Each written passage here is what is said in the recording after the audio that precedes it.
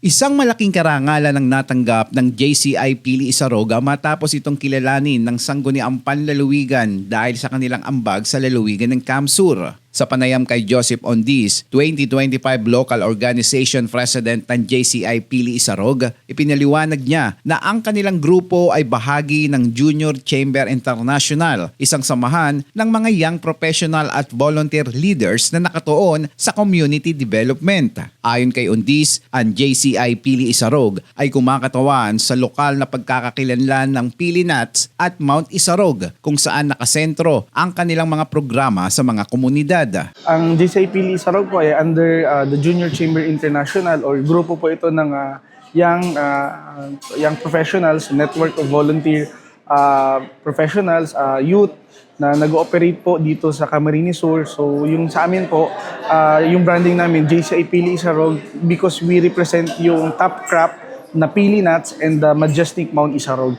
That's why we cater and we serve to the community surrounding the majestic Mount Isarog. Ilan sa mga proyektong kanilang isinagawa ay nakatuon sa kalusugan, kalikasan, agrikultura at kabataan. Kabilang dito ang Hilwi Camp 2025, isang inisyatibo na sumusuporta sa Universal Healthcare Program sa pakikipagtulungan ng probinsya ng Kamsur. Sa naturang programa, tampok ang Hospital on Wheels na naglalayong maabot ang mga liblib at undeserved na komunidad sa lalawigan ng Kamsur. We're very thankful sa province of Camarines Sur because we were able to implement innovative projects.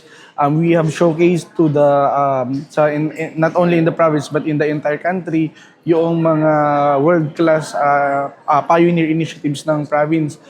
So halimbawa po yung sa aming Hilwi Camp 2025, yung all universal healthcare program natin, kasama natin dyan si Province of Camarines Sur, where we also showcase yung Hospital on Wheels na pinakita natin talaga sa buong mundo na dito sa buong Pilipinas, na dito sa Camarines Sur, we are reaching the unreached. So we are providing medical services doon sa mga underserved areas. So kasama po yung DOH, PhilHealth and other agencies na nakipagtulungan po tayo. So marami po tayong inintroduce na kasama ang Provincial Government of Camarines Sur. Kasama po yung irrigation project where we introduce the air-to-water technology na pinakita natin na nagsimula ito dito sa Camarines Sur. Binigyan diin ni PIP District Board Member Attorney Shai Noble ang kahalagahan ng tagumpay ng grupo na anila bunga ng matibay na ugnayan at aktibong kolaborasyon sa pagitan ng pamahalaang panlalawigan ng Camarines Sur, kung saan naging susi ito sa pagpapalakas ng kanilang performance sa nasabing award. Doon ko nakita na grabe po ang collaboration na naganap between the province of Kamsur, between JCI Pili Isarog. Kaya naman na-boost ang performance ng JCI Pili Isarog sa Temyong Awards. So if anything, this recognition, hopefully sa parte po ng sanggunian, would inspire other organizations to also keep a connection with the provincial government of Camarines Sur, kasi kung makikita nyo, very open naman ang province of Camarines Sur with coordinating with other organizations in aspects na makakatulong ito. Kasi talking with the PP Joseph Rowe on this, parang very consistent yung tulong ng province of Camarines Sur sa JCI Pili Isarog, and binida rin nila yung mga programa ng province of Camarines Sur, kaya naging malaki yung impact nito sa Temyong Award. So anyway, sana yung iba pong mga organizations, mas marami pang ma-reach itong platform natin, and let this be a call for other organizations na ang probinsya po ng Camarines Sur is really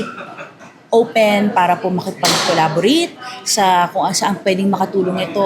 Of course, under the leadership of Governor L.A. Villaferte. Lubos ang pasasalamat ng JCI sa pamahalaang panlalawigan ng Camarines Sur sa pamumuno ni Governor L.A. Villaferte at kay Vice Governor Sal Portuno Jr. sa pagbibigay ng suporta at oportunidad para sa mga youth organization na makikibahagi sa pag-unlad ng lalawigan. So we're very thankful with the help of the government and the perseverance of the youth and the private sector. Marami pong nagagawa and sobrang malawak po ang positive impact that we can do. So together, we can do so much. So maraming salamat sa province of Camarines Sur headed by Governor L.A. Villaferte. Sa ngayon po dito sa Sangguniang Panlalawigan kay Vice Governor Sal Fortuno Jr. Sa commendation na ibinigay sa amin. So more than just awards, it is the impact that we truly make. So maraming salamat, mabuhay ang Camarines School. Sa huli, naniniwala ang JCI Pili Isarog na sa patuloy na pagtutulungan, mas marami pang positibong pagbabago ang maaaring makamit para sa Camarines Sur at sa buong bansa.